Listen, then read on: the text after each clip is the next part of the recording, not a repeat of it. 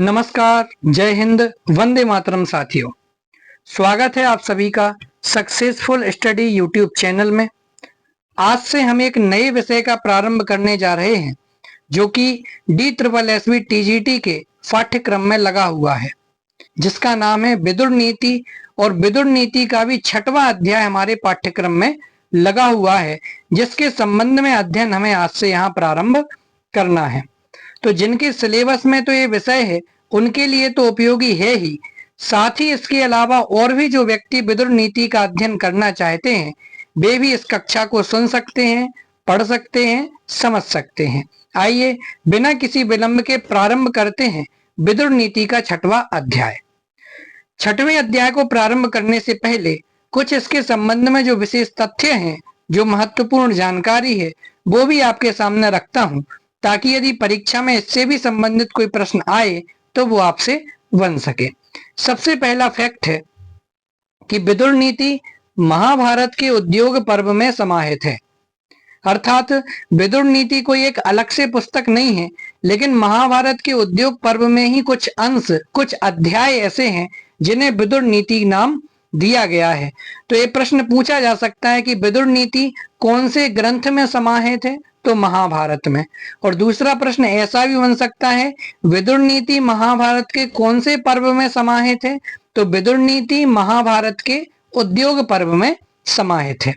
दूसरा फैक्ट देखते हैं, उद्योग पर्व का अध्याय 33 से 40, अध्याय संख्या देख लें, अध्याय संख्या 33 से 40 तक का अंश ही विदुर नीति के नाम से जाना जाता है। माने उद्योग पर्व में भी बहुत सारे अध्याय हैं, लेकिन उनमें से जो 33 नंबर के अध्याय से लेकर के 40 नंबर तक का अध्याय, माने टोटल 8 अध्याय हैं, वो विदुर नीति के नाम से जाने जाते हैं। तीसरा फैक्ट देखते हैं, 8 अध्यायों में निबद्ध इस विदुर नीति के वक्ता तो हैं विदुर जी और श्रोता हैं धृतराष्ट्र जी। माने इसमें जो संदेश, महत्वपूर्ण नीतियां दी गई हैं वो विदुर जी के माध्यम से दी गई हैं, और सुनाई किसको गई हैं? धृतराष्ट्र जी को। तो 8 अध्यायों में निबद्ध इस विदुर नीति के वक्ता विदुर जी एवं श्रोता धृतराष्ट्र जी हैं। चलिए, इसका प्रतिपाद्य विषय क्या है विदुर नीति का? कि महाभारत युद्ध से पहले युद्ध के परिणामों को लेकर चिंतित कह रहे हैं, चिंतित धृतराष्ट्र द्वारा विदुर जी से किया गया परामर्श।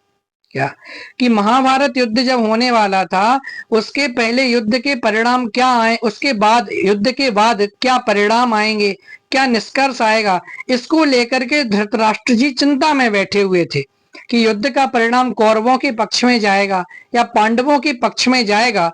तो इसी के संबंध में वे विदुर जी से परामर्श करते हैं। अगला हमारे DSSB TGT के पाठ्यक्रम में उद्योग पर्व का 38वां अध्याय है, जो कि विदुर नीति का 6वां अध्याय कहलाएगा। विदुर नीति का 6वां अध्याय समाहित है और इसमें कुल श्लोक कितने हैं? 47 इसमें कुल श्लोक हैं। तो महत्वपूर्ण चर्चा, इसमें से कुछ जो महत्वपूर्ण बिंदु निकलते हैं कि विदुर नीति महाभारत के उद्योग पर्व में समाहित है। उद्योग पर्व का भी अध्याय जो 33 से 40 तक है उसे विदुर नीति के नाम से जाना जाता है। विदुर नीति के वक्ता विदुर जी हैं और श्रोता धृतराष्ट्र जी हैं। विषय यह है कि महाभारत युद्ध से पहले युद्ध के परिणामों को लेकर के धृतराष्ट्र जी चिंतित हो जाते हैं और वे विदुर जी से कुछ परामर्श करते हैं। और हमारे DSSB TGT के पाठ्यक्रम में उद्योग पर्व का 38वां अध्याय लगा हुआ है और विदुर नीति का 6वां अध्याय भी जिसे कहा जा सकता है। और विदुर नीति के 6वें अध्याय में टोटल श्लोक कितने हैं? 47 श्लोक हैं। चलिए, अब हमें प्रतिदिन एक एक श्लोक को देखना है। तो आज हम पहला श्लोक देखते हैं जो कि विदुर नीति का श्लोक है। आइए शुरू करते हैं। ऊर्ध्वं प्राणाह्युत क्रामन्ति यूनः स्थविरायति प्रत्युत्थानाभिवादाभ्याम पुनस्तान प्रतिपद्यते। फिर से एक बार बोलता हूं, ऊर्ध्वं प्राणाह्युत्क्रामन्ति यूनः स्थविरायति प्रत्युत्थानाभिवादाभ्याम पुनस्तान प्रतिपद्यते। देखिए क्या कह रहे हैं, सबसे पहले तो इसका संधि में ऊर्ध्वम प्राणा या ह्युत्क्रामंती शब्द दिया गया है, जिसका संधि विच्छेद क्या होगा? ही प्लस उत्क्रामंती। क्या होगा? ही प्लस उत्क्रामंती। ठीक है ना? तो इसका ये संधि विच्छेद होगा, ऊर्ध्वम प्राणा ह्युत्क्रामंती, ही प्लस उत्क्रामंती, यूनः स्थविर आयति प्रत्युत्थानाभिवादाभ्याम। इसका भी संधि विच्छेद क्या होगा? प्रत्युत्थान प्लस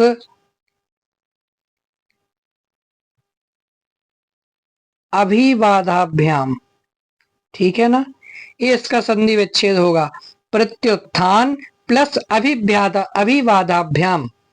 तो प्रत्युत्थानाभिवादाभ्याम पुनस्तान, पुनस्तान इसमें भी संधि, पुनः प्लस तान, पुनस्तान प्रतिपद्यते। ठीक है ना? तो क्या कह रहे हैं, देखिए यहां बता रहे हैं कि जब भी कोई छोटे व्यक्ति के सामने, युवा व्यक्ति के सामने कोई वृद्ध या सम्माननीय व्यक्ति आता है तो उसके प्राण ऊपर की ओर उठने लगते हैं। लेकिन जब वही युवा व्यक्ति उस वृद्ध व्यक्ति के, उस सम्माननीय व्यक्ति के स्वागत में, सम्मान में खड़ा होता है, उसका अभिवादन करता है, उसको प्रणाम करता है, तब वे उसके उठे हुए प्राण वापस स्थिति को प्राप्त होते हैं। देखिए क्या कह रहे हैं, ऊर्ध्वम। सबसे पहला शब्द क्या है? ऊर्ध्वम। ऊर्ध्वम माने ऊपर को, ऊर्ध्वम माने ऊपर को, प्राणा माने प्राण, ही माने निश्चय से, और उत्क्रामंती, उत्क्रामंती अर्थात उठ जाते हैं। क्या?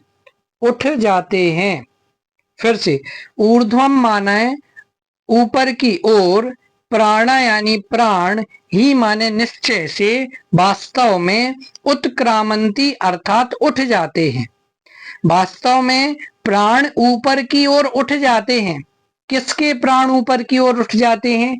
यूनहा, यूनहा अर्थात युवा, जो युवा व्यक्ति है उसके प्राण ऊपर की ओर उठ जाते हैं। फिर से देखते हैं, यूनहा प्राणाः ऊर्ध्वम उत्क्रामंती, युवा व्यक्ति के प्राण ऊपर की ओर उठ जाते हैं। कब उठ जाते हैं? तो कह रहे हैं स्थविर आयति। स्थविर आयति, स्थविर कौन? स्थविर का अर्थ होता है वृद्ध।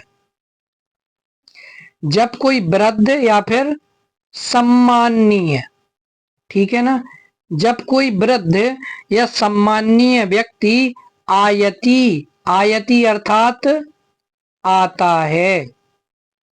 ठीक है, आयति अर्थात आता है। पहली लाइन का अर्थ क्लियर हुआ? क्या अर्थ हुआ? देखिए यहां हम यदा तदा शब्द भी लगा सकते हैं।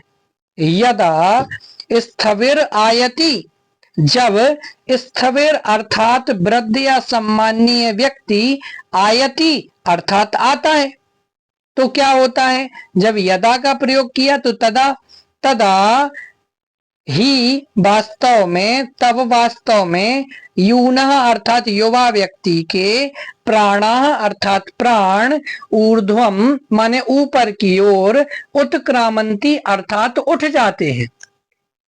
जब अचानक से आपने देखा होगा, आप बैठे हुए हैं और अचानक से कोई मेहमान आपके घर पे आ जाता है, कोई बड़ा व्यक्ति, कोई ज्ञानी पुरुष आपके घर पर आ जाता है, तो आपकी सांस सी अटक जाती है, अब क्या करें, अब क्या करें। तो वैसी ही स्थिति यहां भी है कि जब स्थविर आयति तदा यूनः प्राणाः ऊर्ध्वम उत्क्रामंती, कि जब कोई वृद्ध या सम्माननीय व्यक्ति, सम्माननीय पुरुष आता है तो युवा व्यक्ति के प्राण ऊपर की ओर उठ जाते हैं। लेकिन वो क्या कह रहे हैं? प्रत्युत्थान।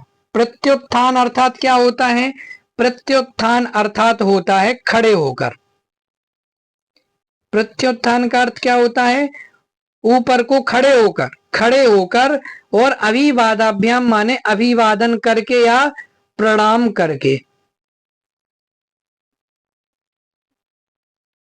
क्या क्या कह रहे हैं? पुनः फिर वह जो वृद्ध व्यक्ति आया था उसके स्वागत में सम्मान में प्रत्युत्थान अर्थात खड़े होकर के, अभिवादाभ्याम और अभिवादन करके, प्रणाम करके, तान तान अर्थात कौन? तान अर्थात किसको कह रहे हैं? तान अर्थात प्राणान, उन प्राणों को जो ऊपर पहली लाइन में कही ना, ये प्राणा, जो प्राण ऊपर की ओर उठ गए थे उन प्राणों को। तो क्या अर्थ हुआ कि जब यूना, जब स्थविर आयति माने जब कोई वृद्ध या सम्मानीय व्यक्ति आता है तब यूना अर्थात युवा व्यक्ति के, प्राणा अर्थात प्राण, ऊर्ध्वम माने ऊपर की ओर, उत्क्रामंती अर्थात उठ जाते हैं। फिर वह कह रहे हैं तान उन प्राणों को, पुनः माने फिर से, प्रत्युत्थान उन वृद्ध या सम्मानीय व्यक्ति के स्वागत में, प्रत्युत्थान अर्थात खड़े होकर, और उनका अभिवादाभ्याम माने अभिवादन करके, प्रतिपद्यते माने स्थिर करता है, स्थिति को प्राप्त करता है। माने जो उसके प्राण ऊपर की ओर उठ गए थे, जब वह वृद्ध व्यक्ति का सम्मान करता है, उन्हें प्रणाम करता है, उनके सम्मान में खड़ा हो जाता है, तब वे प्राण पुनः फिर से स्थिति को, प्रतिपद्यते माने स्थिति को प्राप्त करते हैं, स्थिर होते हैं। तो अर्थ आया समझ में? देखिए एक एक शब्द फिर से देखते हैं कि जब स्थविर अर्थात वृद्ध या सम्मानीय व्यक्ति, आयति अर्थात आता है, तो क्या होता है? यूना अर्थात जो युवा व्यक्ति है उसके प्राणाह माने प्राण, ऊर्ध्वम माने ऊपर की ओर, उत्क्रामंती अर्थात उठ जाते हैं। फिर क्या होता है कि वह जो युवा व्यक्ति है वह वृद्ध व्यक्ति के स्वागत में, सम्मान में, प्रत्युत्थान माने खड़े होकर, और अभिवादाभ्याम माने अभिवादन करके, प्रणाम करके, पुनः माने फिर से, तान माने उनको, उनको माने किनको? प्राणों को, प्रतिपद्यते माने स्थिर करता है। कि जब उस युवा व्यक्ति की सांस फूलने लगती है कि ये तो बड़े व्यक्ति हैं, ज्ञानी व्यक्ति हैं, सम्मानीय व्यक्ति हैं, हम क्या करें, तब वह खड़े होकर के विनम्रता से प्रणाम करता है, अभिवादन करता है, तब फिर से उनके प्राण स्थिति को प्राप्त होते हैं। एक बार श्लोक बोलते हैं, ऊर्ध्वं प्राणायुत्क्रामन्ति यूनः स्थविर आयति प्रत्युत्थानाभिवादाभ्याम पुनस्तान प्रतिपद्यते। अब अन्वय देख लेते हैं कि यदा, ये तो प्रकारांतर से लगाना, स्थविर आयति, स्थविर अर्थात सम्मानीय व्यक्ति, आयति अर्थात आता है, तो फिर क्या होता है? यूना अर्थात युवा व्यक्ति के, प्राणा अर्थात प्राण, ऊर्ध्वम माने ऊपर की ओर, उत्क्रामंती अर्थात उठ जाते हैं। फिर वह तान माने उन प्राणों को, प्रत्युत्थान उस वृद्ध सम्मानीय व्यक्ति के स्वागत में खड़े होकर, अभिवादाभ्याम अभिवादन करके, पुनः माने फिर से, प्रतिपद्यते माने स्थिर करता है। तो स्थविर आयति यूनः प्राणाः ऊर्ध्वम उत्क्रामन्ति, तान प्रत्युत्थान अभिवादाभ्याम पुनः प्रतिपद्यते। आगे बढ़ते हैं। देखिए शब्दार्थ, कुछ शब्दों के अर्थ जो कठिन हो सकते वो भी यहाँ दिए हैं मैंने। स्थविर माने वृद्ध या सम्मानीय, आयति माने आता है, यूना अर्थात युवा, उत्क्रामंती अर्थात उठ जाते हैं, ऊर्ध्वम माने ऊपर की ओर, प्रत्युत्थान माने स्वागत में खड़े होकर, अभिवादाभ्याम माने अभिवादन करके या प्रणाम करके, और प्रतिपद्यते माने स्थिर करे अथवा स्थिति में प्राप्त करता है। अर्थ देख लेते हैं। विदुर जी कहते हैं कि जब कोई माननीय या वृद्ध पुरुष निकट आता है उस समय नवयुवक व्यक्ति के प्राण ऊपर को उठने लगते हैं। फिर जब वह वृद्ध के स्वागत में उठकर खड़ा होता है और प्रणाम करता है तो पुनः प्राणों को वास्तविक स्थिति में प्राप्त करता है। चलिए, तो इस प्रकार से अर्थ हुआ। माने सीधी बात कहने का तात्पर्य यह है कि जब भी कोई वृद्ध व्यक्ति, सम्मानीय व्यक्ति अपने घर में आता है, तो यदि कोई युवा व्यक्ति होता है, कोई छोटा व्यक्ति होता है, तो उसके प्राण समझ लो वो जान हथेली पर लेकर के घूमने लगता है कि अब क्या करना चाहिए, क्या नहीं करना चाहिए। फिर जब उन अतिथि का, उन सम्माननीय व्यक्ति का अच्छे से स्वागत सत्कार हो जाता है, सम्मान हो जाता है, तब वास्तव में उसकी जो सांस फूल रही थी, उसके प्राण ऊपर की ओर उठ रहे थे, वो वास्तविकता में स्थिति को प्राप्त करते हैं। इस प्रकार से ये हुआ अपना विदुर नीति का पहला श्लोक। आशा है आप सभी को ये पहला श्लोक समझ में आया होगा। यदि आया हो तो आप कमेंट बॉक्स में कमेंट कर सकते हैं और हमारे चैनल को सब्सक्राइब अवश्य करें। हम आपके लिए कल पुनः एक दूसरा श्लोक लेकर के आएंगे। धन्यवाद। जय हिंद, वंदे मातरम।